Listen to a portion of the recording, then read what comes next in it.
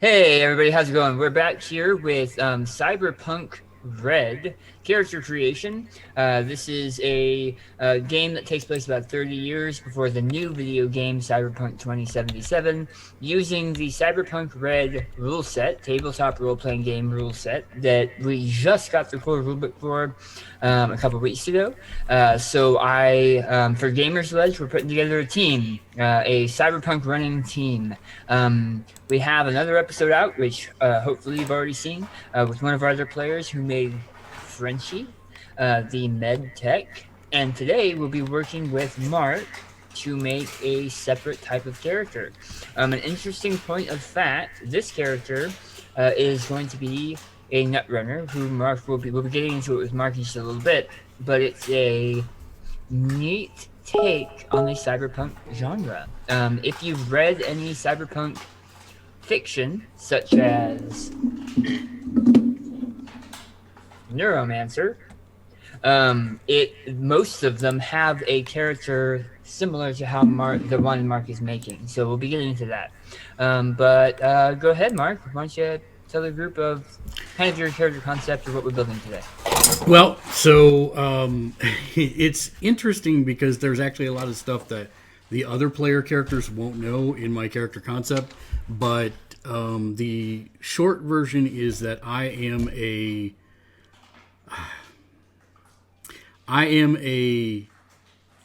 Netrunner from another part of the United States who is pretending to be from Scotland as a cover because one of the corps wants him dead. And as such, he's gone through great pains to disguise his voice and his looks so that the corpse can't find him as he's relocated with the mob's assistance to Lumens Nouveau, which is, of course, New Orleans, in this setting. So that's my character in a nutshell, in terms of why he is where he is. But then there's a lot more to it that we'll get to as we go through. So that basically the way I approach making characters is I try and figure out the story, and then I work backwards into the crunchy bits, as Daniel likes to call it, into the numbers. So basically, he and I have been tossing out stuff. And the funny part is when I first came to him with this character concept, he thought it was a joke, and he laughed at me, literally. Because he thought I was trying to pull one over on him because I wasn't doing a good job of explaining it very well, to his credit. But then as we got farther into it, then it seems to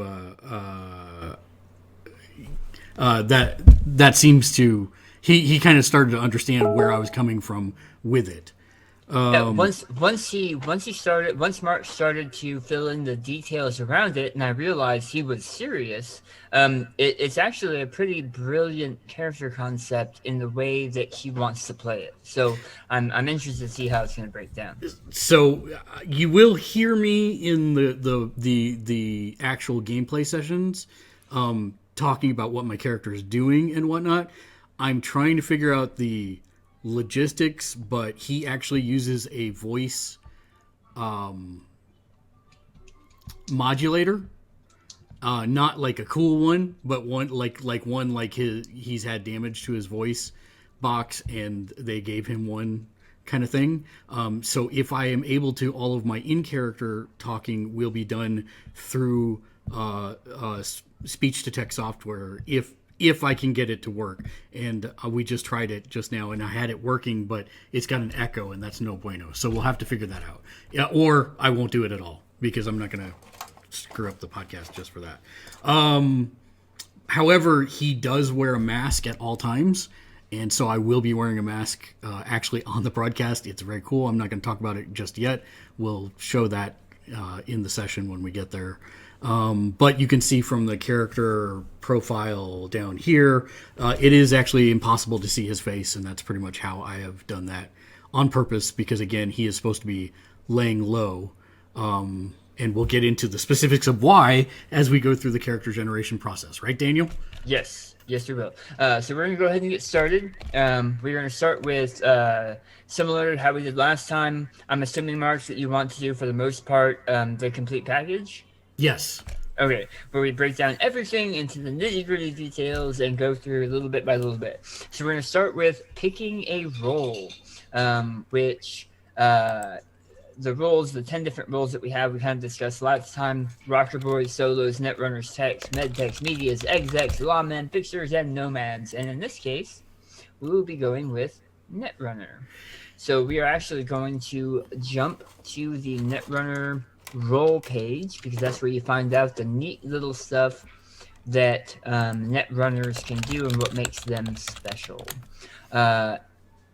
I don't know how much of this you want me to talk about or you to talk about, Mark. So if you've got stuff to add, make sure you tell me. Yeah, I will. The Netrunner's ability is called Interface, and we get it. We start at rank 4 because he's not a newbie. And I don't recall exactly what the book definition is, but it's basically that I can interact with not the net, but the virtual world that is what is left of the net. And the way the net is adapted. It's still the net. It's still like networks. Right. You're able to interface with networks and equipment using some of the cyberware that your character actually has to have. You know what? We should actually back up for a minute, and this is good. I know somebody's got to leave here in a minute, but I wanted to talk about the fact that this is, when Daniel said that he wanted to run this is so out of my character comfort zone that it's not even funny. Because this world, and by the way, we will be using adult language on this podcast. Cyberpunk's world is shit. And they are not nice people.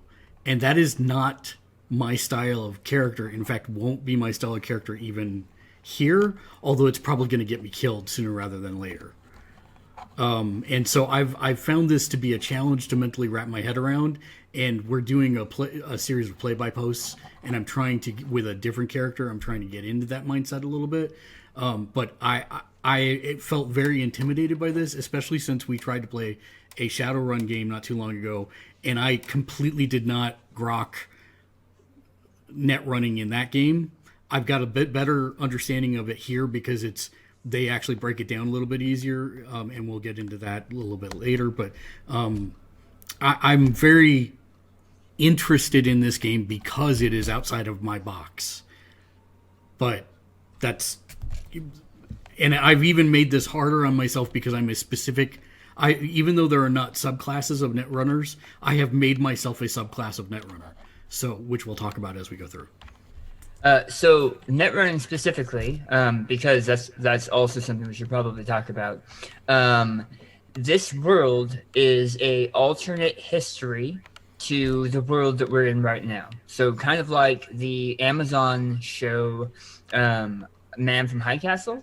Mm-hmm. It's as if an event in history happened differently, and so now we are in the future of that world, which is very different than the world right now is. In the 90s, there was a bunch of different corporate wars and a bunch of different collapses, which collapsed the U.S., which is why we're in a dystopian cyberpunk future.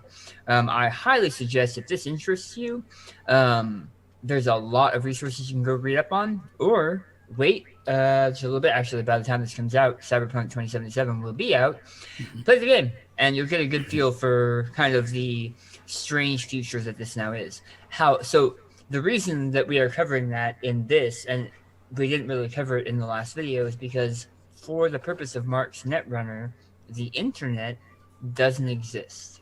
Right. There's a form of city internet that has a lot of resources that you can access, not just net running, but from your agent, which is essentially a smartphone type device. But it's not going to have the huge amount of information one can get right now from the internet. And you also, in order to hack into like a corporation, to do your part as a netrunner for your team, you have to be within 6 meters of a specific oh my gosh, why is my brain doing this? Access point. Thank you. A specific access point in the building in order to get into their system and get files or gain control of their cameras. Or I mean, it's akin to NFC, which is basically, you know, how you do Apple Pay and things like that on your or Google Pay on your phone. You have to be within 6 feet of the reader in order. You know, you basically have to touch it. Yeah, actually, right now for that. But there are other things that you can get about 6 feet. So that's how you connect to the Wi-Fi, is through this really short range kind of thing. You connect from your agent or from your device that you're using to hack to the actual access point. But you have to be that close all the time. And netrunners have to have specific cyberware to be able to get into these systems. And so we'll be going over that as well when we get to the gear section. But that's important because of what we're talking about with interface. All of the different roles have different special abilities that set their role or class apart from the others. In this case, interface. A netrunner's interface role ability allows them to net run. It determines how many net actions, which are actions, electronic actions, that you're doing with your brain, that you can take on your turn, and gives them access to a suite of interface abilities. And the different abilities are things they can do while they're hacking inside the net. So it's kind of interesting because this role, unlike all of the other roles, does nothing outside the net. So, Mark, who is going to be sitting in a thing going while gunfire is going on around him, this doesn't help him in that way at all. However, if he's able to hack in, if they're in a lobby of a building, and he's able to net run into it and gain control of the defense systems of that lobby and control them, he might be able to help his group from there.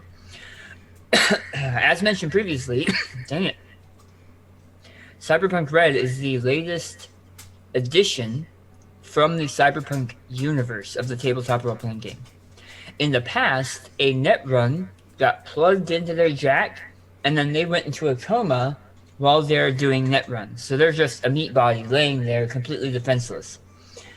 Because of technological upgrades in CyberPunk Red, Mark's character, which we'll be getting to in a second, can wear glasses or have cyber eyes, but for now let's just say glasses that are augmented reality. So he's able to see what he's hacking overlaid from the real world. So he can still do his hacking stuff, and if he has enough actions or time, come out and pop a couple shots with his pistol if he wanted to, and if that was his style, then go back in and do more net runs.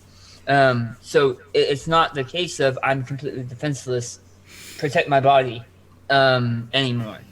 Right. Although he probably should have people protecting his body because he's just a meat slob.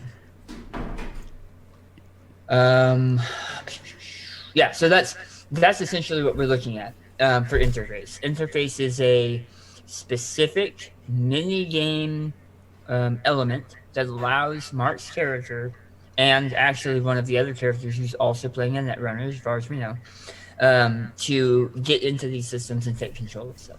Right. And that's pretty much it for interface. Yeah, so it does nothing in the real world. It only enables me to do the mini game of hacking. All right, so on Mark's character sheet, yes, we're going to write interface. Yes, done. And rank 4. Which basically gives me 3 net running actions per turn. Yeah. And there's actually more for Mark to keep track of too, because with some of the others, like for example, we talked about the corps or execs where they have a staff, like a driver or a bodyguard, which is an NPC that operates based on your orders. Mark has a list of actions he has to keep track of because that's what he can do.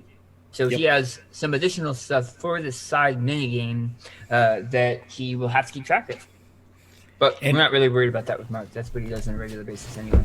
Yep, pretty much. All right, so where do you want to start with base stats? We're actually going to start with life path. Life path. That's on the second page? That's on the second page.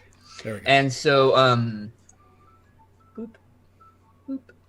All right, so we have under normal circumstances, you would roll for cultural origin, but Mark kind of already has an idea of where he's from, and so we could choose what languages and stuff he comes from, or we could roll randomly if we wanted to for his origin. Yeah, so basically, is there one for Chicago, or is that just considered like Central Midwest, or what's the options on the table there, or how do we want to do So that? North American, Yep. and then there are different groups within North American, they have examples of Chinese, Cree, Creole, English, French, Navajo, or Spanish as options. English. Yeah. Yeah. So you will have slang speak Right. and English at rank 4. So that's where I wanted to talk to you about that, because I want to have, in my real backstory, have studied Scottish, which is why I have 4 ranks of Scottish. So you're going to be taking, when you do skill points, Yes. you'll put skill points, I think, into culture, which will drop into give you a second language. That didn't. That's how additional languages works. Well, then maybe I should be from Scotland then. Because I don't have the points for that. So I'll just be from Scotland. So that's not North. So what would that be? Britannia? That is Eastern European. Eastern European. Scotland. Oh, it won't let me do the parentheses, but yeah, that's fine. No, I'm sorry. Western European. Okay. Western. Okay. Let's just take that out. Western European Scotland. Got it. Okay. Okay, next table is going to be your personality. That is friendly and outgoing? If that's how you want to be. Yep. Because he's a cool kid anyways. I hope all of you are friendly and outgoing. It will make my life so much easier. Okay, next is clothing style and hairstyle. And I think you and I just decided that for what you wanted for your look, for your style, it was most closely attributed to urban flash. Yeah, that is correct. Urban More flash. technological with the LED clothing and the like. In fact, should I show the video now? Oh, yeah, you can. Yeah. Okay, hold on 1 second. Let me turn that on and then do that. So this is what Mark's character is kind of, his clothing is kind of based on.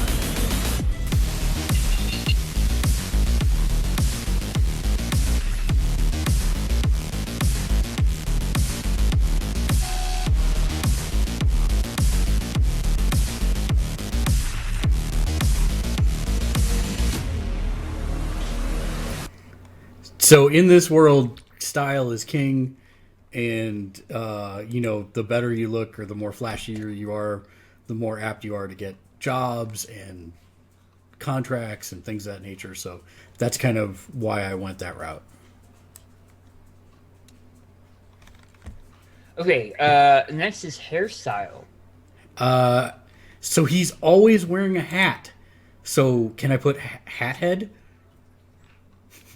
I know it's not an option on the chart, but he's never not going to be wearing his hat. Long and ratty? Sure. If It really doesn't matter, yeah. That's fine. Okay. So there is an affectation you're never without. We skipped over it last time because it didn't really fit for some of the character choices. We would probably skip over it this time too because your clothing is kind of your affectation you're never without. That is correct. Also keeping in mind that while you do wear a mask at all times, it may be hard for some people to trust you without seeing your face. That is 100% true. Okay. What do you value most? Breathing. Money, honor, your word, honesty, knowledge, vengeance, love, power, family, friendship. Probably not. Mm, probably knowledge. How do you feel about most people? What are my choices there? I stay neutral. I like almost everyone. I hate almost everyone. People are tools. Use them for your own goals and discard them. Every person is a valuable individual. People are obstacles to be destroyed if they cross me. People are untrustworthy. Don't depend on anyone. Wipe them all out and let the cockroaches take over. People are wonderful. Can you add things that are not on the list, or are we just sticking to the list?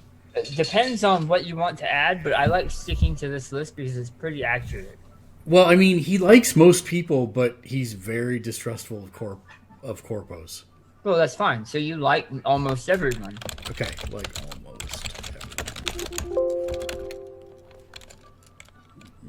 Like most PPL is what. Yeah, you're good. Okay. Most valued person. Yeah, I think I'm gonna need to Roll randomly. Roll a d10. Yeah. Now I just gotta find it. Here we go. Roll d10s. Roll 1d10. 7. 7 is a teacher or mentor. Do you think that fits your own roll again?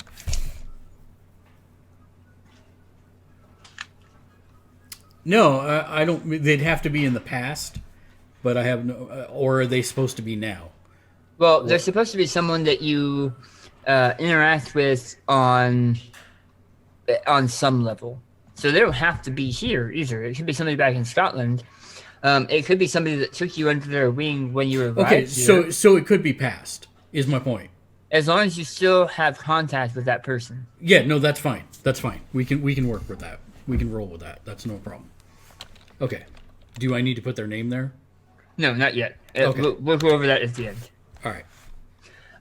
Okay. Roll a d10 for the most valuable possession you own. I don't need to. It would be it'd be my suit. And to be specific, A piece of clothing? Is that what you're saying? It's my my bodyweight suit. Oh. Oh. Because my bodyweight suit is what's under all the wiring, and without it, I can't do my stuff.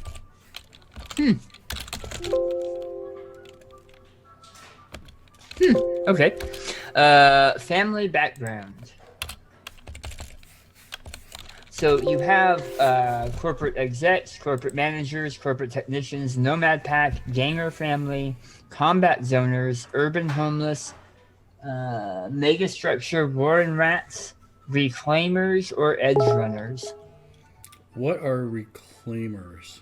Reclaimers are started on the road but moved into one of the deserted ghost towns or cities to rebuild it. A pioneer life, dangerous but with plenty of simple food and a safe place to sleep. Yeah, You were I'd probably, homeschooled if there was anyone who had the time. yeah, I'd probably say reclaimers. Reclaimers. Yeah. Childhood environment. So you're just to clarify, your bodysuit, you have an emotional connection to that bodysuit? Yeah, because without it, I can't do what I do.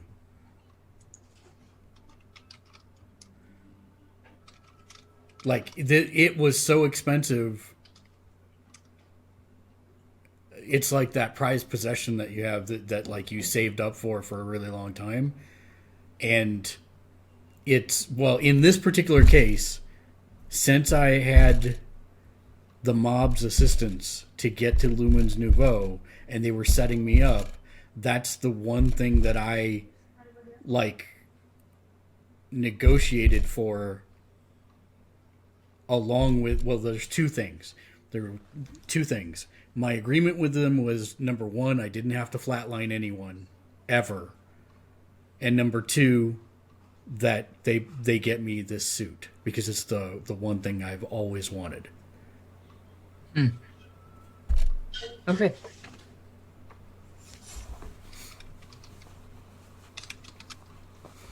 Okay. All right. So you're thinking reclaimers for background. Yes. Childhood environment. For reclaimers, maybe in a decaying once upscale neighborhood, now holding on holding off the boosters to survive. Yes. Or probably. in the ruins of a deserted town or city taken over by the reclaimers. I mean, that's probably more accurate. Yeah. We'll say that it was the ruins of Edinburgh, which probably would not have survived because it's basically a touristy town, and it's pretty small already. Well, keep in mind that not everywhere was hit the same as America was. Sure. A lot of European countries actually did better. I thought Britain was still pretty bad, though. It wouldn't surprise me. Yeah. It wouldn't surprise me. But yeah. Okay, family crisis. There's a lot of these ones. Do you already know what happened to that? Do you know? Yeah. You could roll a d10. Parents' media were killed.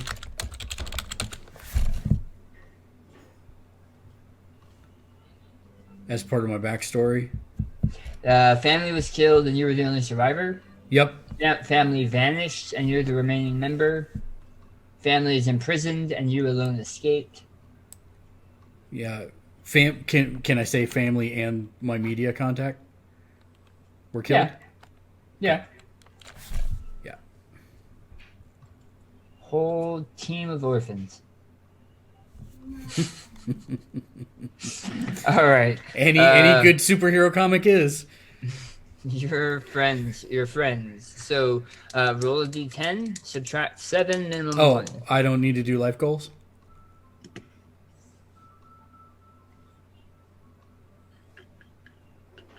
So, life goals on here is like the last step. Oh, okay. No problem. Yeah. Friends. All right, roll a d10. Do. 7. I'm consistent. So, minimum 1. So, go ahead and roll another d10. Okay. 10. Someone with a common interest or goal. Is being an orphan a common interest? No, we heard it. We heard it loud and clear.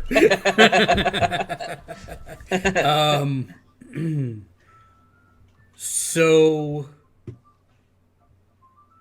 I don't know if you want to do this or not. I'm fine either way. But April Sullivan might be a good shared contact to build with. Well, and keep in mind that April... One more time. April Sullivan. April Sullivan is just a point of contact for him, for Frenchie, not a friend. So yeah, that's applicable. Okay. And it brings you guys together. There's a tie that brings you guys together. Right. I have April Sawyer. Oh, I'm sorry. You're right. Sounds great. And just FYI, April O'Neil, Diane Sawyer, April. Yep. Yep. So. That's why Sullivan sounded a little weird to me. So I had to go check. Sorry. Okay, so we'll say that someone who has a similar goal, and you and I know what that goal is. Yes. Yeah. Okay. Your enemies. So go ahead and give me a D10. A D10 for enemies. Roll D10. I don't know whether I need to roll good or bad. 3. So we're rolling for the number right now. Minimum 1, and so you have 1 because it's a D10 minus 7. Oh well, 1. We know who that is. Yeah. So that is going to be Corp exec. I think is what we decided on. Yeah, it's Did you want to make it the face, or did you want to make it somebody else? I don't know yet. Okay. Um, Minus 3 GM XP. I think, you know what? I think that we can start you off at interface 1. Yeah. I figured that was going to happen. It's not normal for somehow the net to drain you, but congratulations. It's happened. It's new. I think probably caused a major public humiliation is the closest. Yeah. What they can throw at you? Well, that really... The first question I asked kind of determines that, right? I'm going to say a powerful gang lord or small corporation for now. Okay.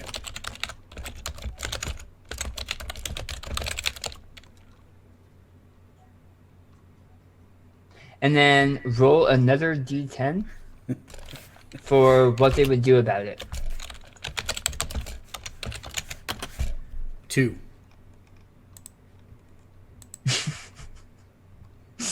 Is it I like murder on Anthony's- site? I think Anthony's idea is good.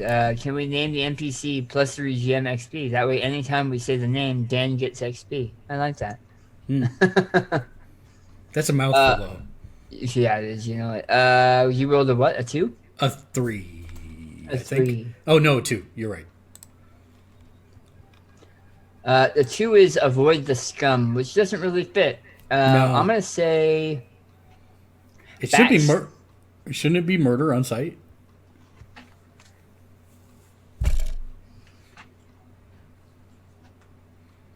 Now, that's not my reaction, but it is theirs.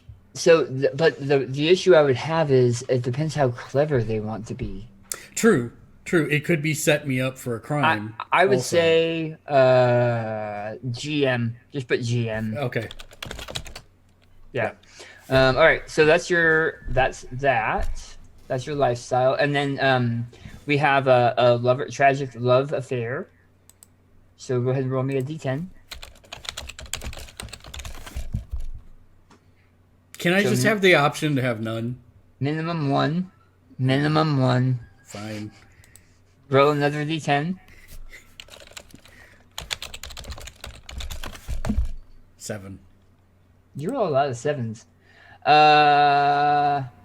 Just put GM. Okay. Perfect. And then now we get to life goals. Okay. So for you... Wait, where did it go? Oh, here it is. Life goals.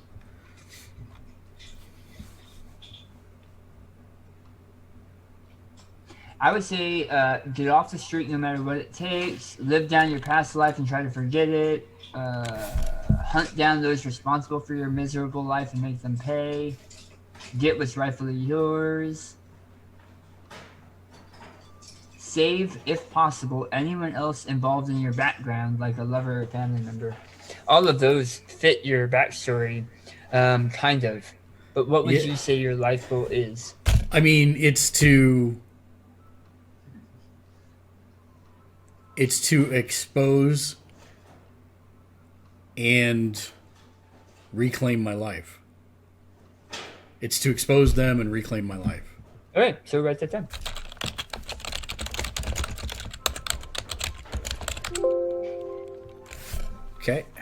Okay, now we're going to do role-specific life path, which is the bottom right of your... Nope, you're right. Nope, right there. Got it. Yep. Got it. Okay, so roll me a d6. 6.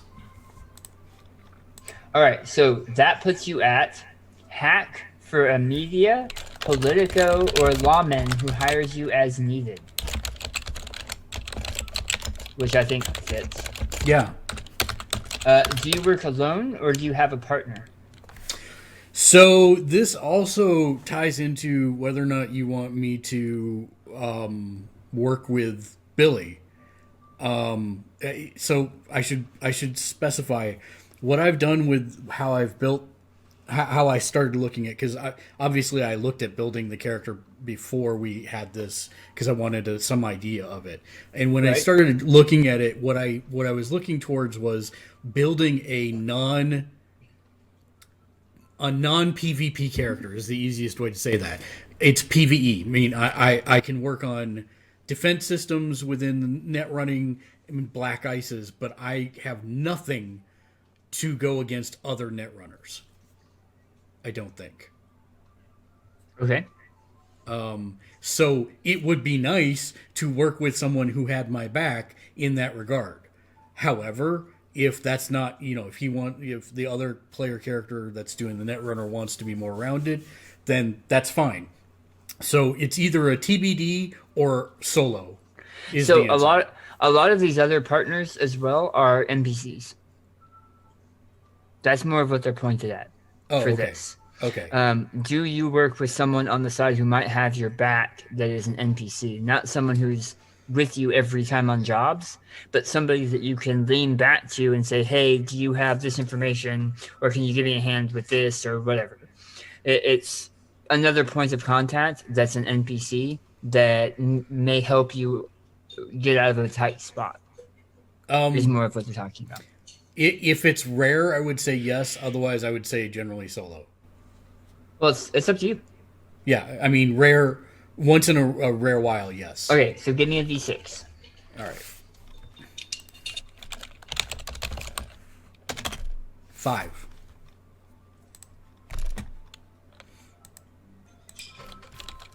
Oh, yep, that fits. You have a secret partner with mob connections, which fits. Yeah, very much does. So, under normal circumstances, you are a solo act. Yes. But when you need it, you can lean back on this partner in the mob. Okay, give me another D6 for what your workspace is like. 3.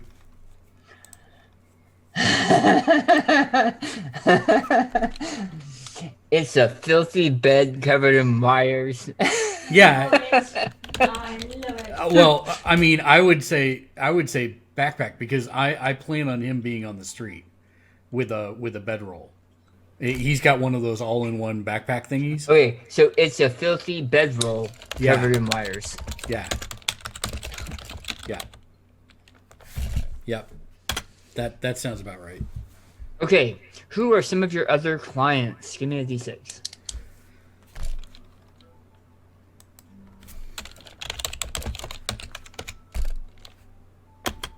3. Nope, that's not right. Give me another one. That was working for corp execs who you wouldn't work for. No. 4. Local solos or other combat types who use you to keep their personal systems secure. Okay. I think that fits. Yep. Local solos. Especially mob solos. Yep. Yeah, let me actually put that in there. Usually mob to keep their stuff secure. Yeah, that works.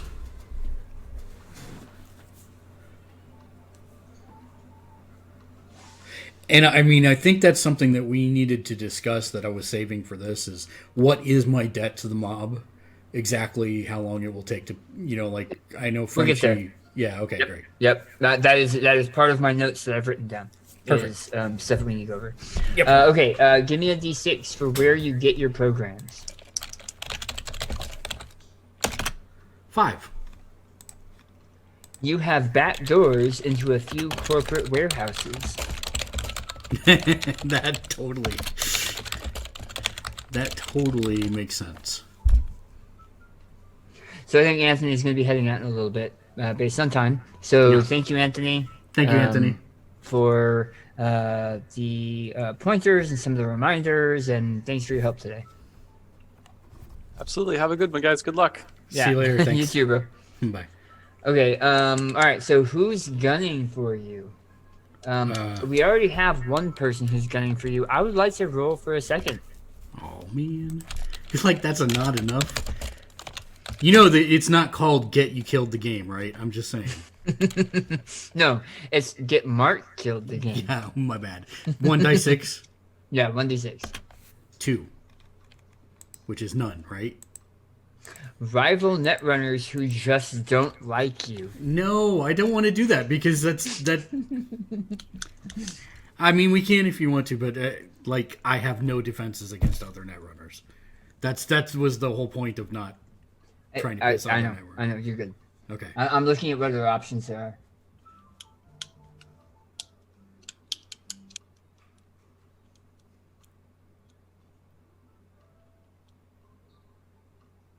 No. Some of these would be really interesting for me to work with you or to do, but I can do that without you rolling. So. All right. Right. So let's move to the next step. Going back to page 42, we are going to go to stats. Stats. Okay. So, looking at his background and kind of figuring out where I wanted him to be, I made him pretty much a all cerebral character. His reflexes are super crappy comparatively. Other than his dex is decent. That's only because I wanted him to be able to pick locks to get into the access points. So he's going to have to be able to do some infiltration work, which means he's going to have a decent dex for that. Right. For that and hiding and things of that nature. So that's my only physical stat that I took that was high. Tech is high, cool is high because he comes off as very cool. And then willpower is decent. And luck was my dump stat. Meaning that I took really low luck, which means that I can't affect things as much as I'd like to, through sheer force of will or the gods being on my side, etc. My movement, not great. My body, not great. But my empathy is very high. Okay. And cool. My empathy is 80. So let's leave it at 80 for now so that we can show why we're subtracting it later. Got it. 80. Okay, there we go. All right, so those are your stats. So let's go to derived stats. Mm-hmm. So something that we didn't discuss last time, actually we did kind of, your death save is equal to your body. So in this case, Mark's death save is 5, which means he has to roll under a 5 if he drops to 0, which isn't great. See, when everybody else is like, let's go into combat, my character's going to be like, no, run away. So, yeah, that's going to be So, we take a look at Mark's body and will and get the average of both. So, he has a will of 7 and a body of 5, average is 6. You multiply that by 5, so that's 30, and add 10 for hit points. It's kind of a weird thing to look at, but 40. That gives him 40 hit points, which is right now the same amount of hit points as the med tech that's on the team. Yeah. So that's not bad. And we put down your humanity. And we've already discussed humanity in the other video, but essentially it's how close you are to being crazy. How people see you. Yeah. It's how close you are to being crazy, to dropping off. Psychopathic rage and going in on a murderous killing spree because you're a robot, not a human. That is one way to look at it. Okay, so we're going to go back to 42, and I think we can go to skills now, direct statistics, and we can go to skills. So we're going to jump to skills, and I believe this is something that you already went over as well, right? Which was interesting to watch with Anthony's because he usually starts this way and works forward. I went the complete other way. I came up with character concept and then worked backwards to make the skills fit my character concept. And so a lot of these are like, there are some required skills that I had to spend points on. Anything that's above a 2 pretty much is not that. And looking at, I don't want to say that I was like min-maxing because that's not the case, but it when you read the book, it clearly has delineations for this is like level 1 and this is like level 2, and it gives you those values, right? So what is it? A 10 is the first one, and then a 14, or is it? Yeah, it looks like. Are you saying for DVs? Yeah. It's like, well, no, for like in the skill descriptions, it's like the base level is like 10. It's 9 or 10. And then the next one is like level 14 or 15. Right? It's saying here's if you have lock picking at level 10, then you can pick most basic locks, right? But if you have it at level 15, then you can hack complex more complicated systems. But if you have it at like 21, And so you're not talking about levels either. You're talking about full bonuses, right. You know, including your ability and your stat, I guess. Right. And so, and then like the third category is you're a master lockpick and nothing can keep you out, right? So I kind of tried to gear my stats around the second tier wherever possible, or a proficient first tier. So that's kind of how I went about creating the stats. Well, so you didn't necessarily power game or whatever, but you made your character very specialized. Right. In certain areas. That is 100%. And when this character dies, you can balance yourself out better next turn. Yep, 100%, because I know you're going to kill him real quick. All right, so concentration, I believe what I had to have for hacking stuff, if I'm not mistaken. So, but I just took the base stat so that. Yep. Isn't this supposed to auto calculate on the right? Maybe not. It's weird. Base doesn't update, and I don't know why. Okay, no problem. So then, 2 for conceal, reveal object. 6 I put into perception because he should be able to see stuff around him. I think it's 14 is the that kind of second threshold, if I remember right. Mm-hmm. And then what's this? So tracking. I wanted him to be able to find things in the real world as well. So I took two levels of tracking for that purpose. Athletics, I had to take some. So I put a 2. So what Mark is referring to is some of these skills.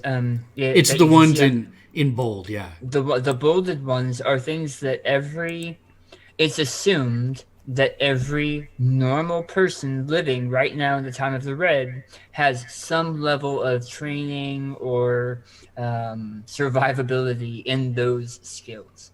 So everybody knows how to concentrate a little bit. Everybody knows to watch around them because you might get shanked.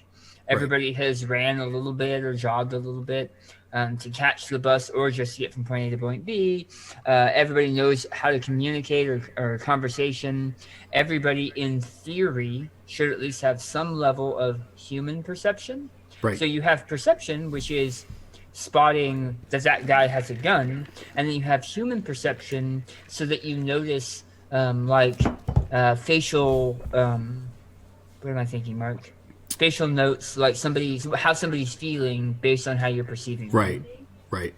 And EQ. Like empathy, yes, but an EQ, an emotional quotient kind of reading. An emotional quotient, yeah. Stealth, I wanted him to get to that first kind of tier of being good at stealth because he's infiltrating places, so I took 3 ranks in that. I can't drive anything or ride anything. He's not good at that. Well, why would you? There's public transport. Yeah, exactly. Or walking. I did take cryptography, and one of the reasons I did that is because a lot of times coding can be ciphered, and so I wanted to be able to at least have a chance to break that. Okay. So I took cryptography. Street slang 2. You did not take education. Oh, I didn't. That sucks. All right, I know where I'm going to fix that from. I'll take 2 education. Street slang, you get an automatic 2. Street slang, you get an automatic, yeah. And then your language, you get an automatic 4. Scottish. Yeah. Scottish is 4. Library search is very important because even though there's no internet, there are the citywide systems, and they have libraries, and it's the closest thing to Google that we have in this equivalency. So, and like I was saying earlier from the other cast, I got agents wrong.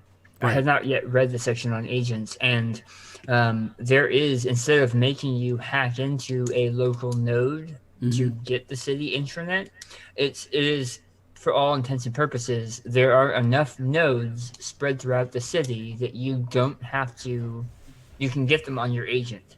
Right. You don't have to plug in. The way they kind of explained the library search was it was a specialized app maybe on your agent that not everyone knows how to use well. Right.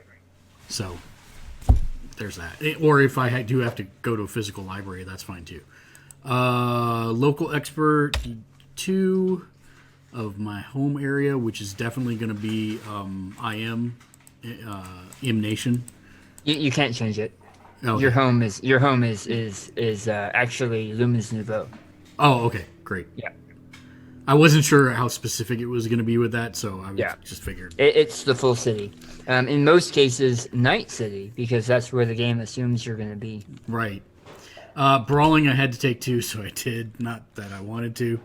Evasion, I took it up to that first kind of break point of 10, because he's not going to be fighting much, but if he does get in a fight, maybe he can dodge something. My next one is handgun, which I took 6 ranks of to get to that first break point. Because I figured if I'm going to spend points on being able to shoot something, I might as well be able to hit something. Right. Not that I'm really ever planning on getting on combat if I can help it. I'm really looking at this like a Warhammer 2nd Edition fantasy role-playing game, because like if you ever get into combat in that, you've done something horribly wrong and you're screwed. I know that we'll probably get into combat in this, but I'm really going to try and avoid it as much as humanly possible. So then from there, conversation, he's supposed to be really good at conversation. Six levels of that took me to the second point. That's going to help us hopefully get more information from people, and the group and myself get more information from people. Along with that, the human perception that Daniel was talking about, I have decent in that, but then persuasion is where that's going to come across really well in either sussing out information from prospective clients, being able to almost interrogate people, maybe without them knowing it, through conversation and things of that nature. So that's why I went that direction.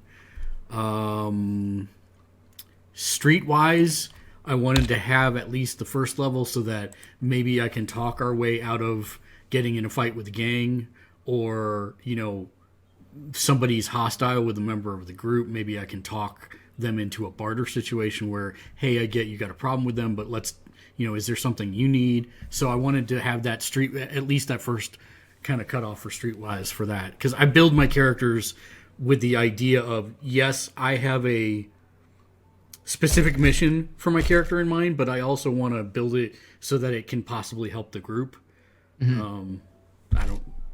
People may think that's weird, but that's what I do. Trading also, I wanted that second level because that's going to reduce, you know, hopefully reduce the amount of money we're going to have to spend on things as a collective. If I can get in good with a fixer or a supplier, or, you know, a cheese shop owner or anything like that, maybe that'll help. And then wardrobe and style, I actually got to that first threshold because I am supposed to be a pretty cool character.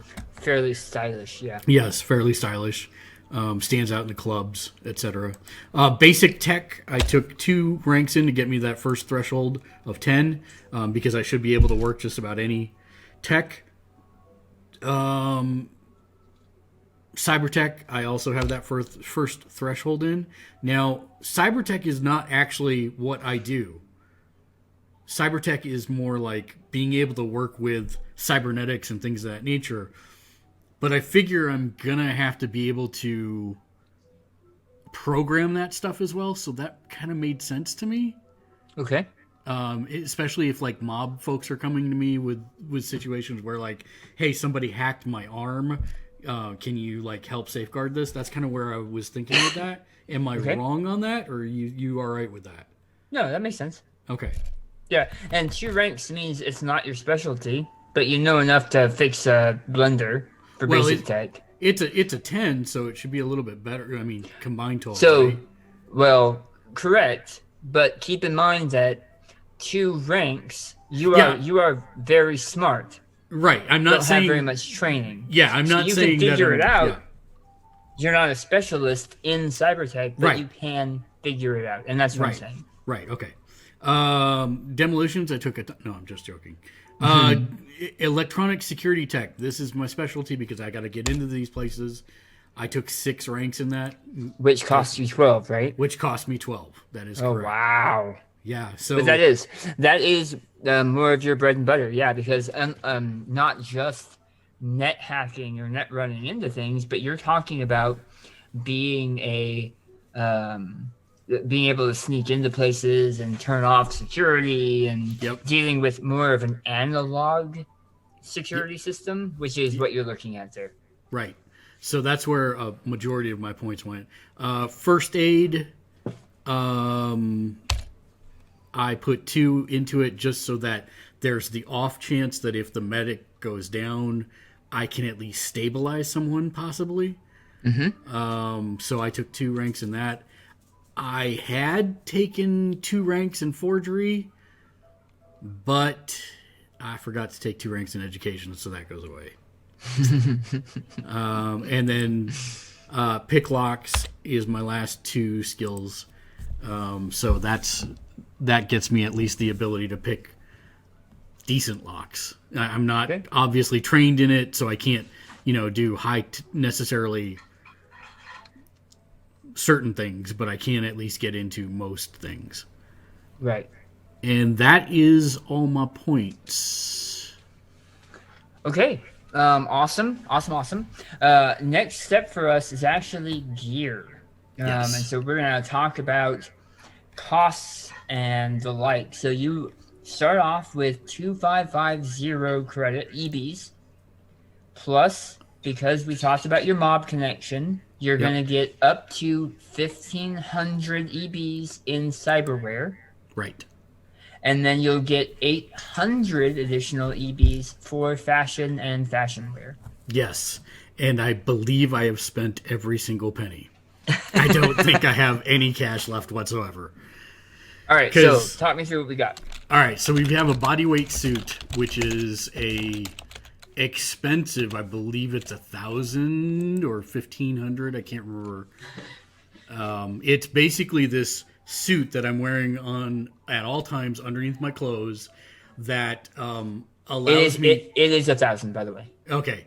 It allows me to hold my cyber deck, and it actually gives me... Was it 2 extra? Yeah, 2 extra slots for my cyber deck. So let's rewind really quick. Yes. In order to be a Netrunner, you need a neural interface. Yes, that is correct. In your brain. Yes. Then you have to have a neural interface anybody can have for a lot of different reasons to load up brainwave chips, where you're seeing other people's memories. You can watch movies like where you're actually experiencing everything the actor was experiencing. Called brain dancing. What? Called brain dancing. Brain dancing, yes. Yeah. And so you've got brain dance chips that you can install. You've got skill chips you can install, a bunch of stuff, right? So that's essentially the neural interface. The reason a Netrunner has to have that is so that they can interface with a cyber deck. A cyber deck is a box a little bit bigger than an agent, so a little bit bigger than one of these babies, probably like that. And so what Mark is saying is that this bodyweight suit, which is a kind of form of armor also, is a suit he can wear underneath that holds his cyber deck, allows for different pieces of hardware to plug into his cyber deck more than usual. So part of the purchase that you make on a cyber deck on how expensive it is how many programs it can hold and how much hardware can be installed inside of it. And this bodyweight suit adds additional upgrade slots. So think of it like your computer. Maybe your computer only has 4 USB spots to plug into. This bodyweight suit gives him an additional like 3 or 2 USB spots you can plug things into, essentially. Or if you're a Nintendo 64 former owner, because I'm old, it had the upgradable slot to where you could add more memory. It gives me 2 of those, basically. Yep. Nice way to put it. But yeah, so that's what he's looking at with the bodyweight suit. That's also why it's so expensive. Yes. It is considered a very expensive item because while some other armors get upwards of that expense, most of them are not. And it's because this also does that. But he can wear it underneath his clothes and nobody sees it also. Yep. All right, so that's SP11, which is my armor rating, and it is both head and body. So that is also something that's different from most armor. I think when we had talked about it last time, it was something that was going underneath your hat. Yes. So if somebody were to take off your hat, they would see this like skull cap. Correct. Kind of thing. And same with my mask. If someone were to take off the mask, they'd see the oval from the bodyweight suit. I picture it kind of like Tron. Yeah, no, that's a really except without the skull without cap. the extra bumps. Yeah, it's not a helmet. Yeah. Okay. All right. So that's your bodyweight suit. Probably the most expensive item that you have. Well, not quite. That's not cyberware. So second on the list is an excellent cyber deck. Okay. And what are we looking at there? I believe that's 1,500. I don't have that in front of me.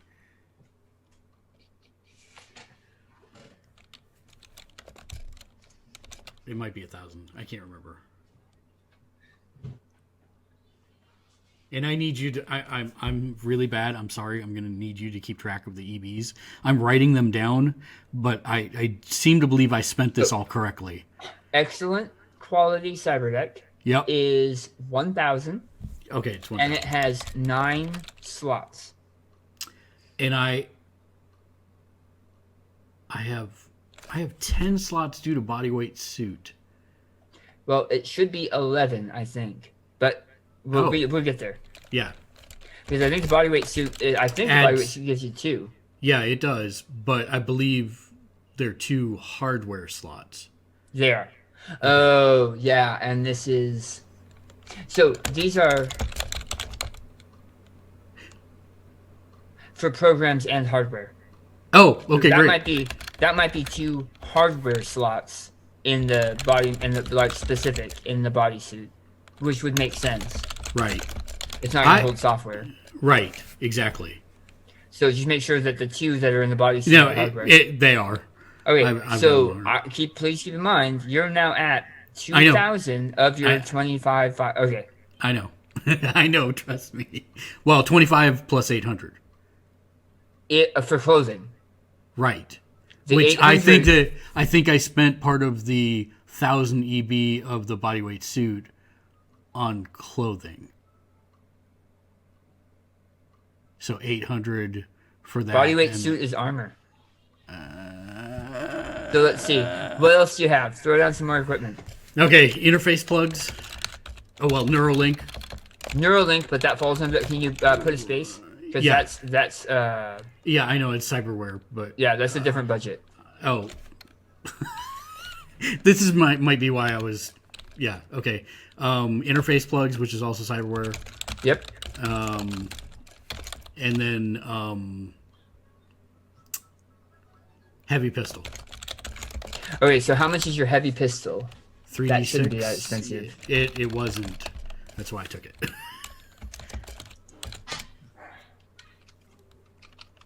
Okay, give me 1 second. Let's do weapons. Light melee. Heavy pistol is 100. 100. Okay, so you still have 400 EB for equipment. Oh, okay. I don't know that I can explain what I did here, but I took the mob stuff and combined it with the rest of that stuff because it all falls under cyber stuff from here on forward. That's all of my gear. So this is all of your gear. Yeah. So you currently have 450 extra EBs that you can spend on whatever you want. I'm trying to figure out where I put this. I did buy that backpack thing. I knew I allotted for it, but it's not on this sheet. So well, then we'll come back to it. Let's talk cyberware. Okay. So from here, I picked up. Let's do the hardware first. The hardware slots. The first one is. Okay, actually, hold on. Yep. I'm gonna remove this from here.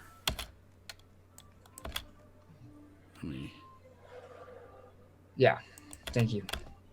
Because I want to try to keep gear and stuff together. I have it separated this way. So, hardware is going to be crash barrier, which takes up 2 slots.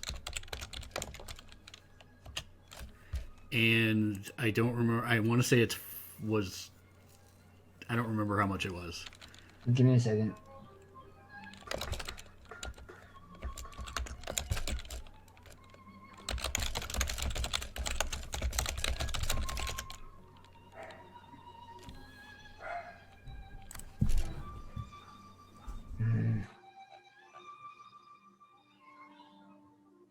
I think that's from CyberDeck, which is elsewhere.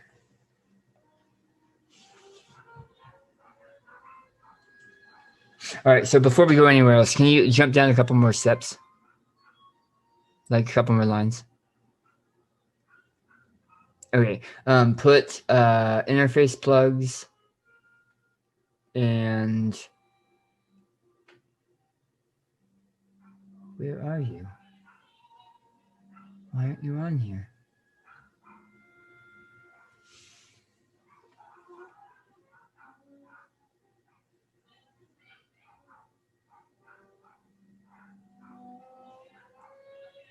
Okay, so interface plugs are 500 EB.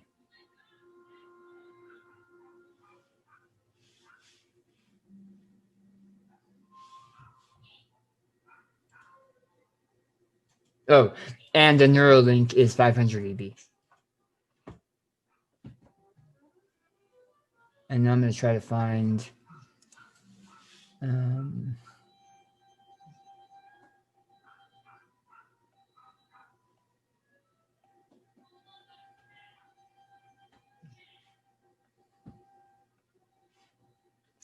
Man, this is going to be great for your show. Us just staring quietly at the book.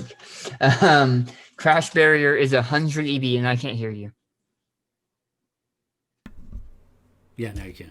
Okay. Yeah, 100 EB, and then backup drive is the next one. What's 100 EB? Okay, 100 EB, and then saves a copy of any destroyed program. And then that's it for the hardware ones. And then software ones were Speedy Gonzalez,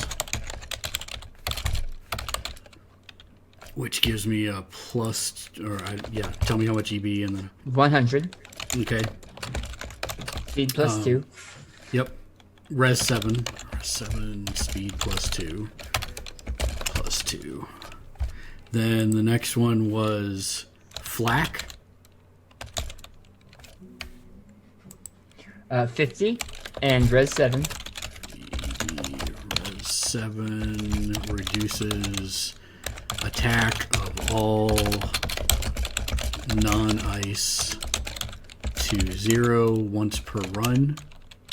Right? Mm-hmm. Yeah. The next one was Killer, which is 2 slots. What are you watching? I don't know what that is. Killer is 500. Yes.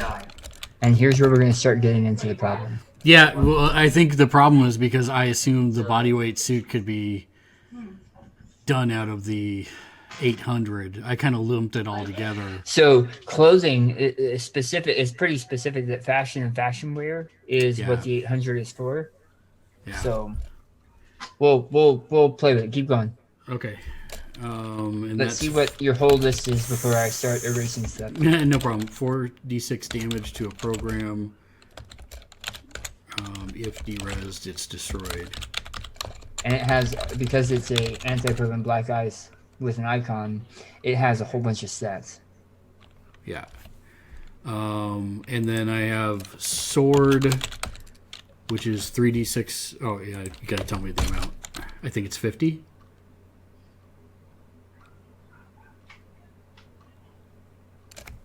Uh, 50, yeah. Yeah, 50 EB. And it does 3d6 res to black ice, 2d6 to non. 2d6 to non, yeah. 2d6 to non. And then shield,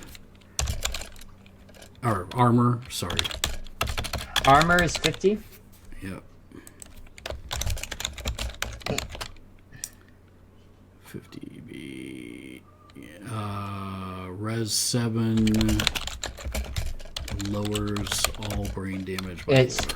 brain damage DR4. Once per net run. Yep.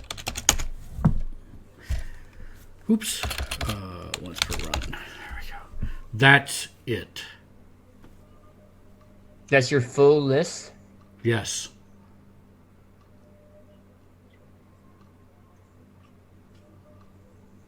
How much did you spend on clothing?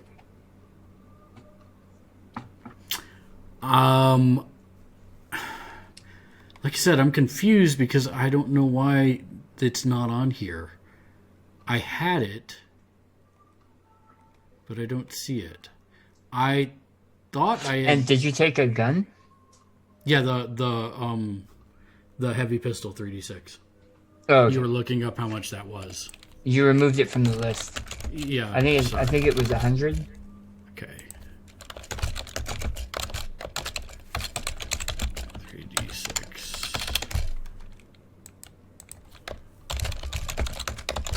And then I had 10 ammo, I think. No, 18. It says ammunition 8. Oh, yeah, because it comes with 10, I think. I bought 8 extra ones. No, 10 extra rounds. It came with 8. 10 extra rounds. So I bought 10 rounds of pistol ammo, according to this. But we can throw that out the window because I don't know that I'm going to have any money for that. How did I screw this up so bad? By not paying attention to the rules and just making them up as you went along. Apparently. All right, so under fashion. Yeah. Let's talk clothing and then we'll come back. I mean, you're still under the 800. Yeah, no, I thought I had spent the 800 on that too when I broke it out like that. I was under, yes. I was under. Because you've got bottoms, top, jacket, footwear. I don't think you're wearing any jewelry. We can combine mirror shades and glasses to be your mask. Your contact lenses don't exist, and you wear a hat. So all of that together, I think, is 600.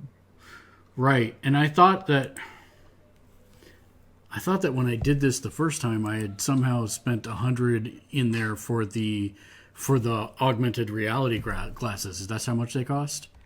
I think so, and that's other gear. We didn't even get into the other gear, but we're doing some math on clothing and gear, and I'm getting 720 for clothing costs for everything except jewelry and contact lenses, which leaves Mark about 80 credits that disappear if not spent on clothing. Well, is that backpack thing considered? It's not, right? No, just gear. So you could get 4 more shirts. Okay, so under fashion, Yep. Put Urban Flash, 1 full set and 4 X tops. And you can figure out what t-shirts you want, what Yeah, they'd be fine. types of. Yeah. I mean, you kind of like But what's in the with video. like samurai bands. Right. Yeah. Yeah. A samurai band shirt, a Mind Flayer band shirt, like that kind of stuff. Right. Maybe a vintage Bishop X-Men tee. Mm-hmm. And a I can't read or understand instructions t-shirt. The GM gave me 3 different money totals, and all I got was just t-shirt. Exactly. And I can't. I used to work in finance, and I can't figure out how to do t-shirt. All right, so here's what we're gonna do. We're gonna take Killer, Yep. and we're gonna add Killer to your cyberware, so that it will be it's technically not cyberware, but we're gonna call it cyberware for the purpose of this. Okay. Because the mob bought it for you, and the mob would want something that would help protect you. Right. So we'll say that is your 1,500 that the mob gave you. The Neuralink, the interface plugs, and the killer. And the Killer. Right. That means that overall you're close enough to me for Here, for that. I'll do like that, and then they would have helped. I mean, it's flavor, but they would have helped me get this too. Right, because you didn't have it originally. I did not have it. In all seriousness, fluff wise and story wise, we would flip the bodyweight suit with the cyberware you already have. Right. Because you came with a Neuralink and interface plugs. They gave you the bodyweight suit, and when you got here, you had to recreate or rebuy most of the programs that you had. Right. So, story wise, yes, they're the ones that provided you with the bodyweight suit because you already had the others. Right. Either way, the math is about the same anyway.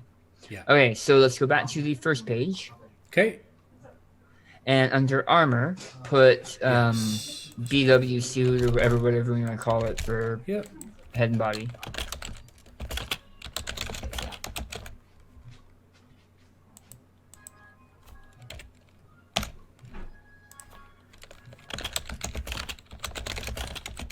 Okay. And because it's a fairly light suit, there is no penalty.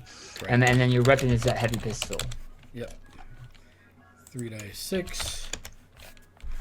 And ammo is 8. It's how much it holds, right? Yeah.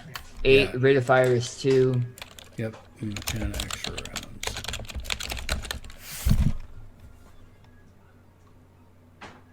And then I think that's it for this. Go to your second page real quick. Oh, third page. Third page. That's what we have to do. Yep. So here, you're going to be writing in, Neuralink, interface plugs, and then... And you also have, not just that, but you have your crash. Is it crash? 'Cause Killer? that's a hardware.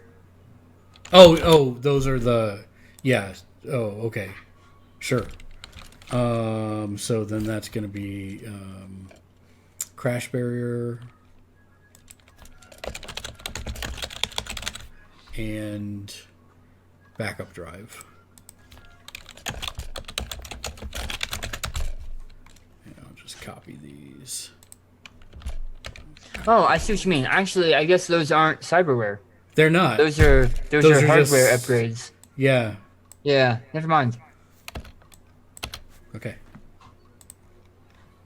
So the only cyberware you really have is Is your your interface Neuralink and plugs. interface plugs, which Which are bring what for 7. humanity. It's 7, so that brings me down to 73.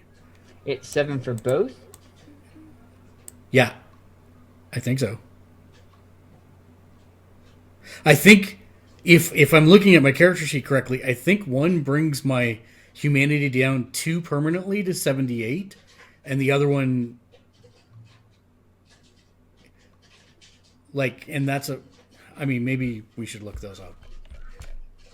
Because I seem to recall there was something that brought my humanity down by 2 points permanently.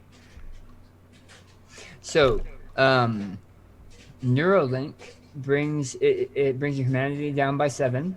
Mm-hmm. Which is take it to 73. Your interface plugs are another 7. Oh, okay. And it's not permanent. If you get therapy in game, you will be able to bring that up to 4 under your maximum. 73 minus 7 equals math. 64. Thank you. No. 66. This is why I was... That's great. And you just said it. Math is hard. Yep. Okay, 66. Where did I get that there were 2 humanity taken out? Regardless of how much therapy you get, while you have those in you, you have a max humanity of like 76. Because you won't ever be able to heal completely. But I would just leave it at 80 for now. Okay.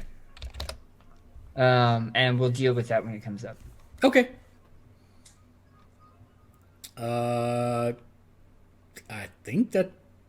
Is there anything else on the list? Yeah, well, nothing on your character sheet. Okay. We have stuff to talk about that's not character sheet stuff. Yes. All right, so Bishop is your character's name. Oh, You yeah. can put that in your character sheet. You have a teacher or mentor. You have a mob partner. You have 3 points of contact that are separate from that, and you have 3 locations that Bishop frequents.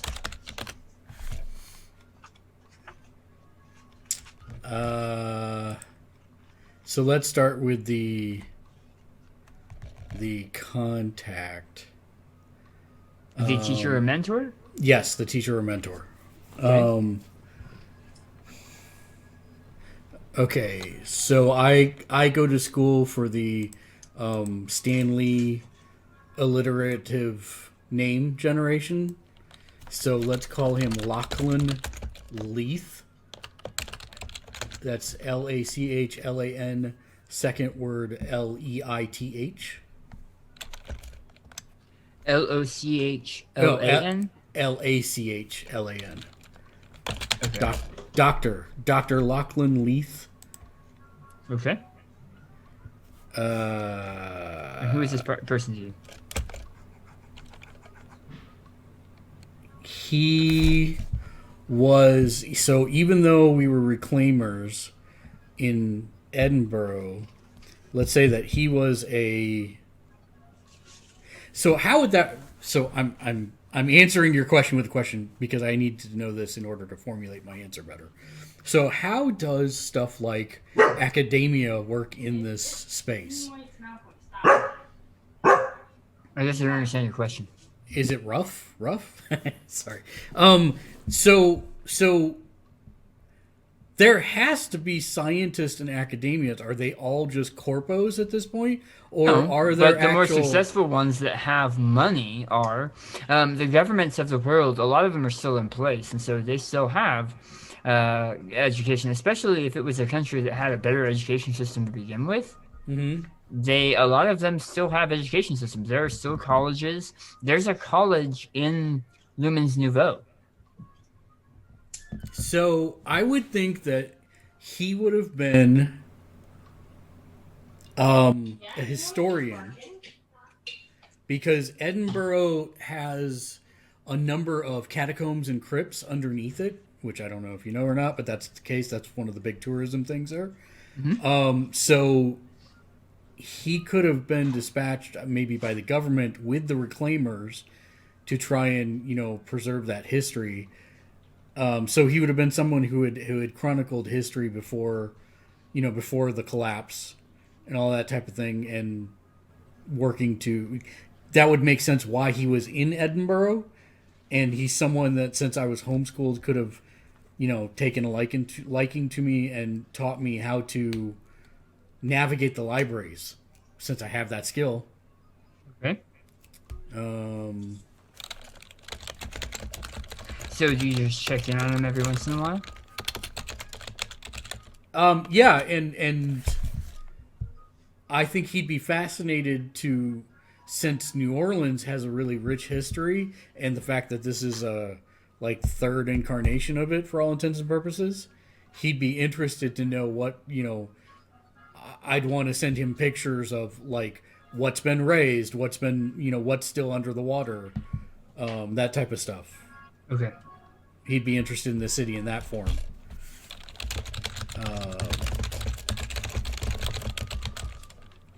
From a historical perspective.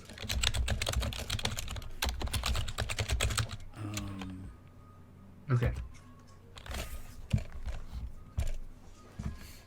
I mean, he should be in his probably early 60s for the timeline. Yeah.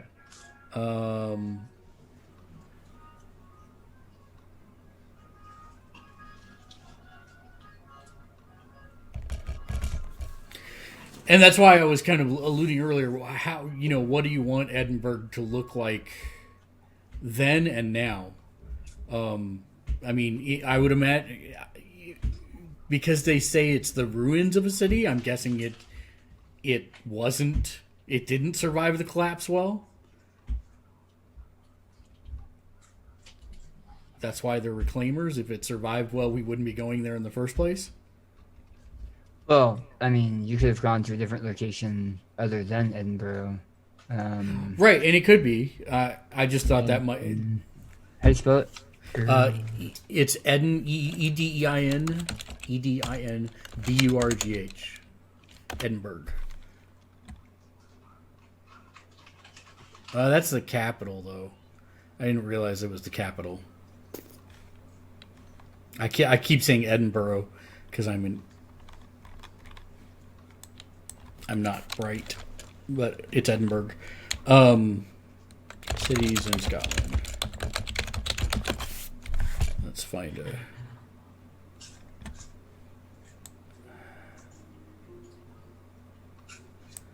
Perth is pretty big. Let's.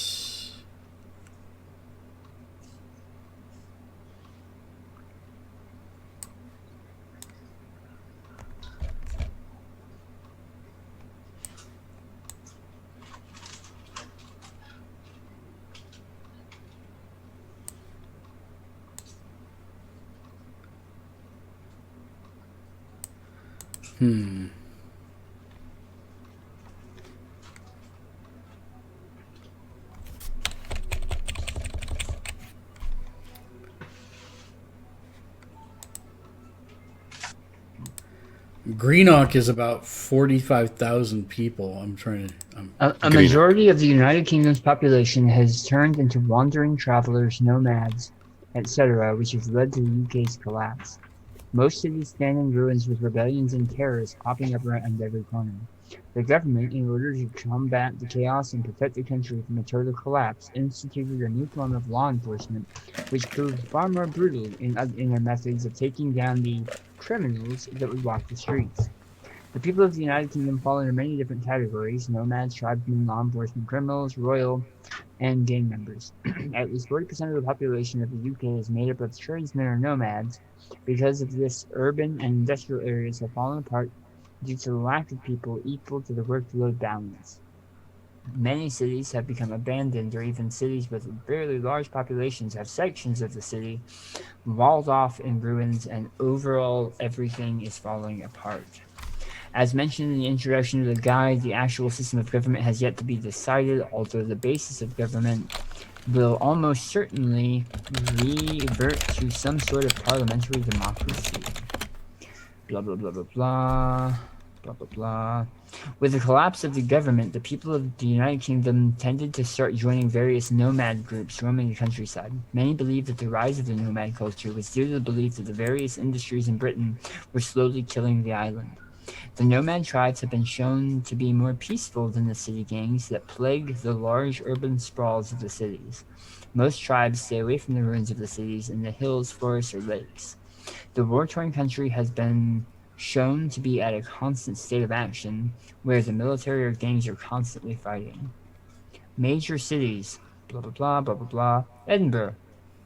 Edinburgh is Scotland's compact, hilly capital. It is a medieval old town and an elegant Georgian new town with gardens and non-classical buildings. Looming over the city is Edinburgh Castle, home to Scotland's crown jewels and the Stone of Scone, Yep. used in the coronation of the Scottish rulers. Arthur's Seat is an imposing peak in Holyrood Park with sweeping views, and Carlton Hill is topped with monuments and memorials. After the Scottish uprising, the city was host to many unwelcome visitors. However, the city is largely been untouched and is still functional today. So it definitely wouldn't be Edinburgh then. So I'm looking at the map. Scotland. Maps.google.com. Scotland. Okay.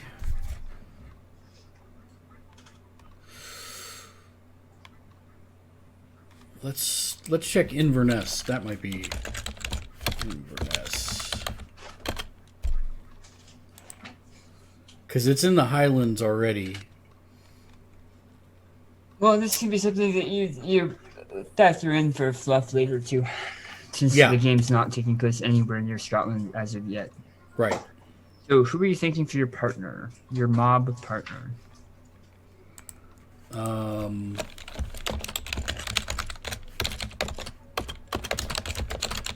So it would have to be a Netrunner who No. It could be a solo. It's just somebody that works with you to ferret out details, find information, or help you pull jobs when you're not with the group. well, so It that's could be what- a netrunner, and a netrunner makes sense, but it doesn't have to be. Yeah, I mean, I would think it would have to be a Netrunner who specializes more in the anti-personnel department. Okay. So that if the mob wants me to do a job that involves that, then that's their job. That's their role. Otherwise, So they wouldn't. He is your secret partner as well, so it could be that the mob doesn't know that you don't pull those jobs every time. You bring in a secondary. I would have thought that he would be smart enough to have said, "I will take your help on these two conditions," because he does have a strict anti-flatlining code. That doesn't mean they're not going to ask you to do it and expect jobs to get done. Understood, but he would have tried to at least mitigate that in advance, I would think. And I mean, I'm not disagreeing with you. I'm just No, I saying know. they're the I know. mob, and worst case I know. scenario, they flatline you if you cause too much of a ruckus. right? Understood. So yeah, if that comes up and that's the issue, that's when Because the reason I'm saying it is because it was a secret partner. Oh, okay. Yeah, no, that makes sense. So what name do you think, or what handle? Because that's more likely what you know them by. Yeah.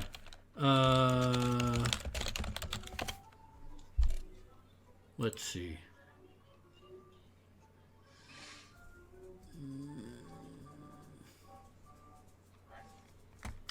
How about... yeah, I want that. His handle, or his or her handle, is the Petter of Peeves. The Petter of Peeves? Yes. Why? Well, if your job is a Netrunner and your pet peeve is being attacked, he's the Petter of Peeves.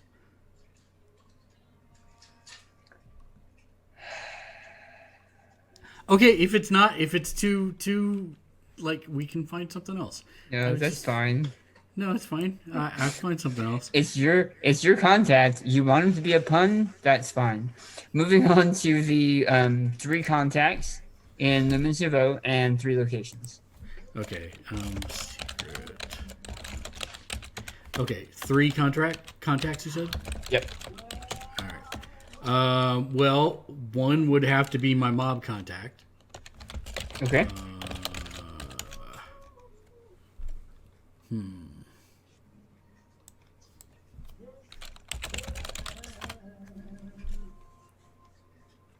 So, do they have nicknames and handles, or are they just names? What? How does that work? Because like even now, under normal circumstances, you have a name that's part of the family, right? So, right, Little Bob or Big Petey. Right. Kevin 2 weeks or something like that. Yeah. Because once you give him a job, you've only got two weeks to live.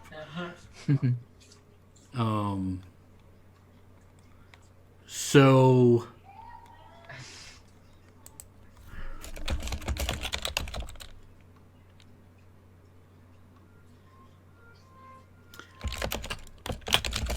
how about Frank the Fixer Ficar? I'll put it in Roll20. Copy. Roll20. Where'd Roll20 go? Oh, why don't I see Roll20? You're still logged in, I don't know. Yeah, I'm trying to figure out where it is. Nope. So is he a fixer or is he a fixer? No, he's well, yeah, he'd have to be a mob fixer, I think. There it is. Paste. There you go.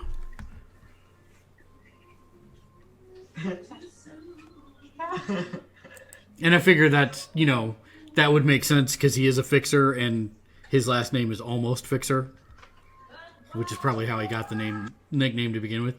Is that, I'm sorry to ask, is that licensed music in the background? Or like... is that, you can hear that? Oh, yeah.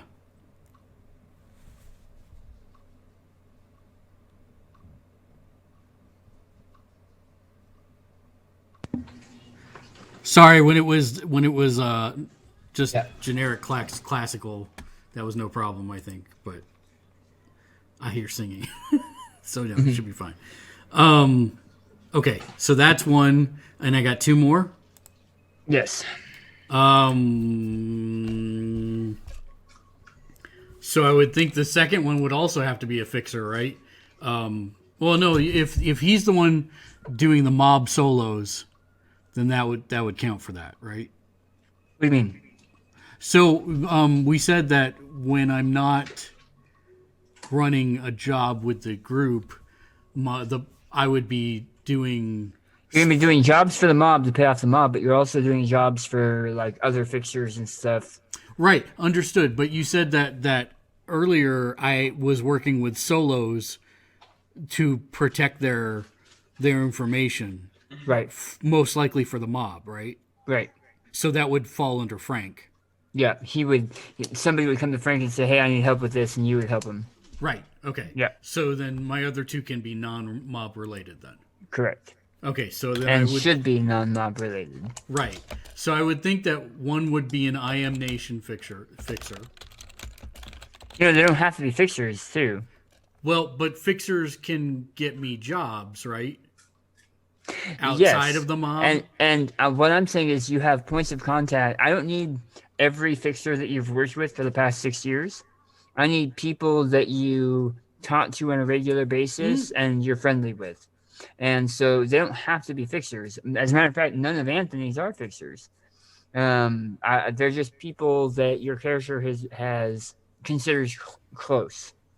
So Frank may be the one that gets you that knows what you're about and finds you the jobs that have nothing to do with hurting people, and that's why you're close with him. Right. Okay. So this might be somebody that lets you crash on their couch every once in a while, not long enough but like you maybe did a job for them, or they had a soft place in their heart for you, so you crash on their couch when the streets start getting cold, or something. Not enough to call it a lifestyle change, but enough to give you someplace safe. Right. So how about for the second one? Well, should the second one be Sawyer, or are we not overlapping in that way? So Sawyer is The media, yeah, who's but supposed to be a friend, but not a contact. So this is separate. That's what this I is was separate. asking. Okay. Yeah. All right. So then, how about a Ripper Doc? Okay. Yes, you may. What am I gonna? Let's see. Ripper Doc. Yes! No. Yes, pass, so. Yes. Thank you. Oh, Ripper Docs. Yep. One pizza. What would be a good And, Ripper? Joe, can you help me with some Ripper Doc names? Because I don't know what those generally you put it away, didn't you? look like. Thank you. No, I asked you to put it in a baggie. Oh, found it. Can I also get some strawberries? We're gonna save that for dessert. Why is my brain blank?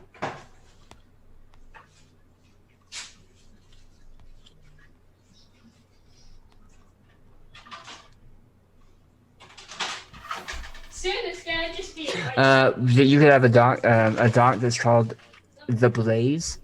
Okay. That's what he's known by because he doesn't want people knowing his real name because he got into a lot of trouble for it. Sure.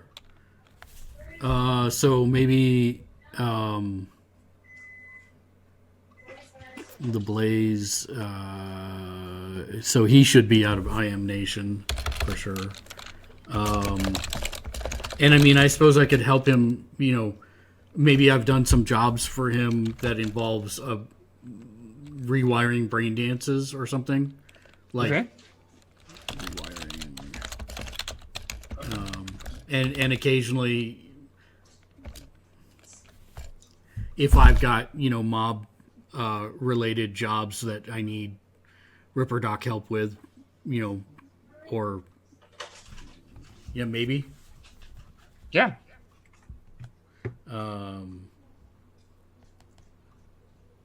And the last one. Why are you doing this to me? English. It's gone now.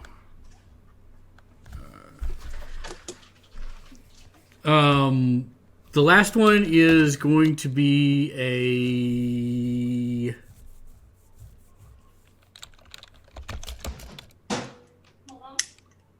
a friend named Jenny. Okay. And she is. Do they have retail? Yeah. Anymore? Yeah. She's a retail sales clerk. Okay. And she has no discernible skills or anything. And I struck up a conversation with her one day at her job, and we've been friends ever since. And once in a blue moon, I'll crash at her place. But she thinks I'm cool, I think she's cool, and we're just friends, and that's it. Okay.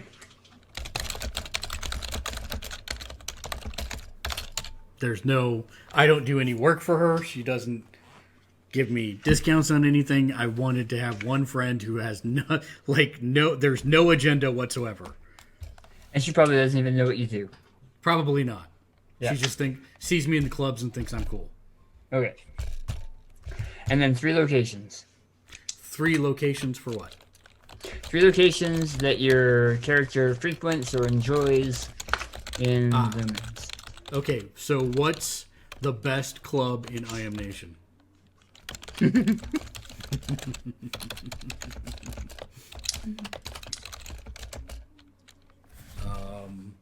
It's called Exos. XO apostrophe S. Okay. Exo's club. That is like the number one spot. Best club in IM. Yep. So now clubs in this work a little differently. They're not just social, it's also where you can get contracts and things of that nature, right? Some. Yes. Some. You can use any club for any meeting, but some of them are loud and flashy, and you don't want to be talking about some of this stuff at those places. Yeah, so this would not be that club. This would be legit the number one nightlife spot, and not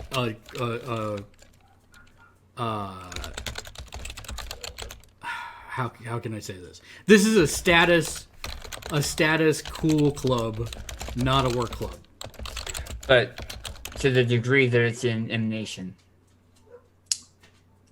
Right. So this isn't like the high-end type of clubs you'd find in the business district or even in the French Quarter. This is... then this should be a work club. This one is okay, and I'm going to change the name too. Well, why don't we keep XOs and just change the space? Okay. Have it be somewhere else. So this would be the business district. Because that would be the most flashy one, right? Yeah. Yeah. Number one knife light slot, not work club, status club.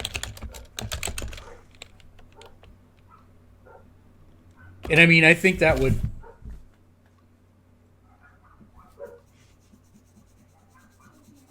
You know what? Sorry. As we're kind of going through this, I'm going to change Jenny to being from a retail sales clerk to being a hostess at Exos. And we are just friends, but that would make sense how I can get in. So you do use her. Shame. But then I'll have to do something for her too, and we'll figure that out. Shame. I know. Hostess at Exos. At X. Okay. Okay, so then the second one would be the best club in I Am Nation. That should be in quotes. What? What, best club? The best club in M Nation. Okay, it's in quotes now on mine. And that's...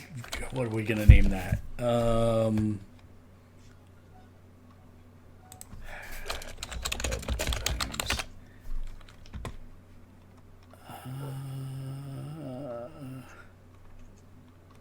The drop spot? Ooh, I like it.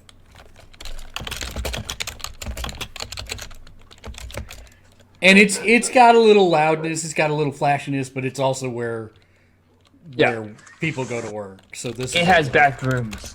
Yeah. For work. Right. Come on. And hey, come on.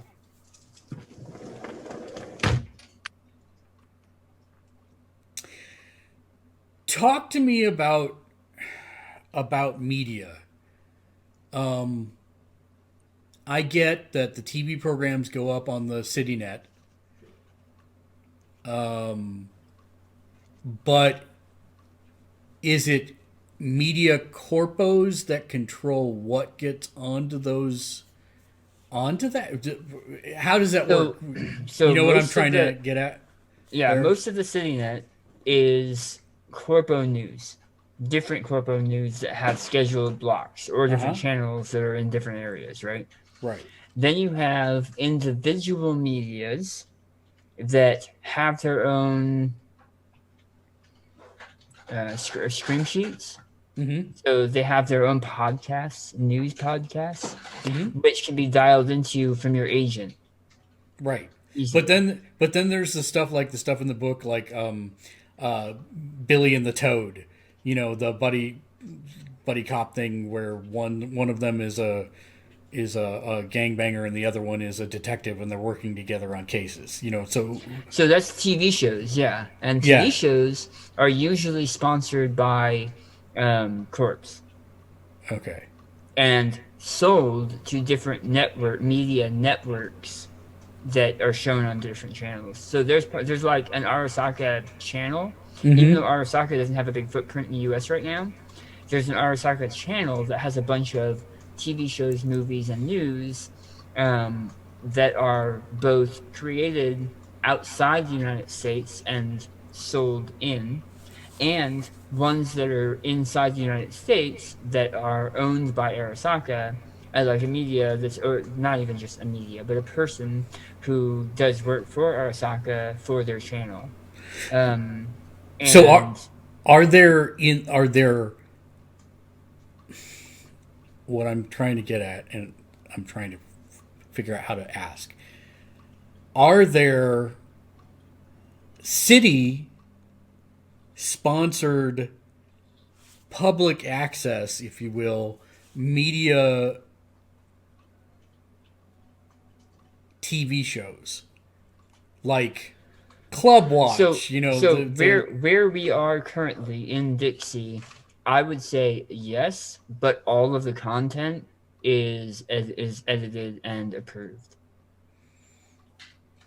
So for that public access channel, sure, but there are a lot of lesser, not as popular media the role run channels that have corpo secrets they didn't want you to know, and this is the hottest spots in the city, and have interviews with like different up and comers, and we got in behind the scenes with the Midnight Riders frontman Midnight, and then you see Midnight Jay's character doing an interview or whatever. Right.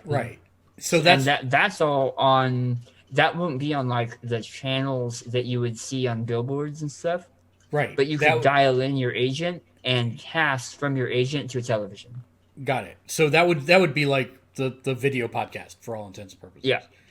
Okay. So or even better yet, that would be like a YouTube channel. Right. That's what I was. Yeah. Yeah. So like Will Wheaton's channel. Right. So Sundry something. Geek and Sundry. Geek and Sundry. Yeah. Yeah. Where it's got a bunch of different types of shows that you can access and pull them up and. So we hadn't discussed this, and I don't know if this will work for a location. But I'm thinking maybe if I was a paid commentator on a media blog for Style Watch, it would kind of go into my character concept and help me have a little notoriety in the city. Again, why people like to be seen with me in clubs, etc. So, yes, to a point. The more famous your character gets, the higher the chance they're going to get caught. Well, again, if I'm using the voice, the vocoder, and the mask, theoretically, I should be okay. If they feel that they're safe, if he feels he's safe, sure. I mean, and that could be a thing for you down the road, a thread for you to pull. Yeah, down the road or 2 sessions in, whatever. Whatever gets you killed faster, it's all good. But I mean that's a way that I could earn some cred as well. Again, non-killing people, non-doing anything. I think that's interesting. So that might be. I don't think that's a location. That might be more of another POC. Well, I was going to say that studio would be a place that I would be at a regular basis for the record. Because I assume they're going to have some kind of schedule for recording them. But that's just the thing, right? Most of the stuff is recorded on your agent. Like, okay. Medias that's might fine. Have a better setup, but they're not going to have a studio. Okay, that's fine. That's fine. Then okay. So I'd say that's more of like a point of contact. So we're gonna call it. You said Style Watch. Yeah, style watch.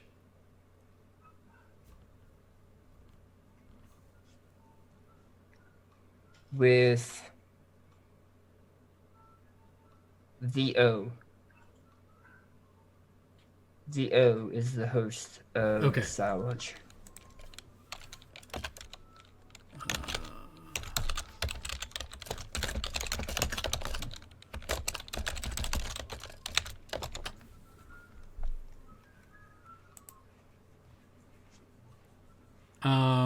So then a third location.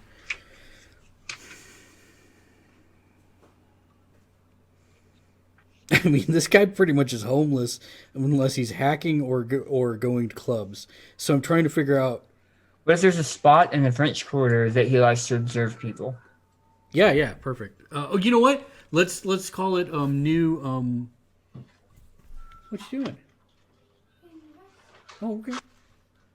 Let's call it what did we say? I'm pulling up the map right now. Hold on.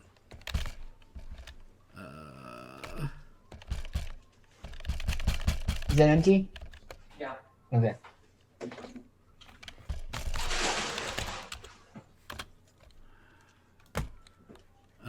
Shared with me. I'm getting there, but I need to talk to you about other stuff too when I'm off. CyberPunk Red. Where is the map? In the drive.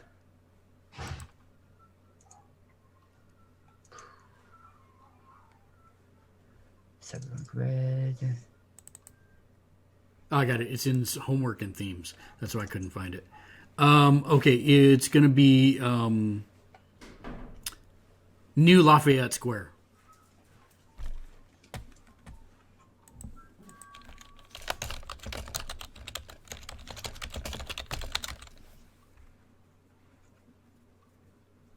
Okay. Is there some place specific you'd like to be in that area? Like a cafe or on a rooftop? No, cafe would be the best vantage point. Let's do Cafe Jean-Pierre. Jean-Pierre? Yep.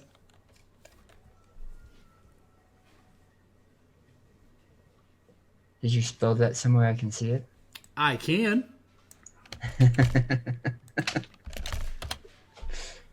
Thank you.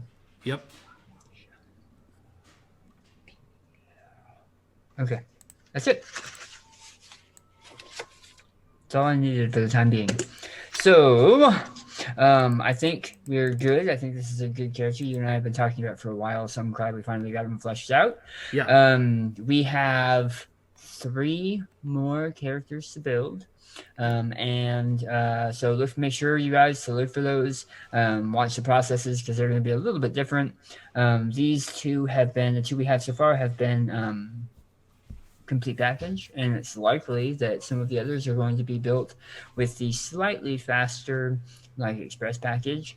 So we'll see how those go together as well, and we'll probably have a session where it's people just meeting and trying to figure out connections between each other, and then we'll get this game rolling. If you have any questions, as always, make sure to hit us up at any of the network points that Mark, I'm sure, is going to tell you. And that's all I have. Yep. Thanks everybody for watching, and until next time, watch this space and game on. Game on.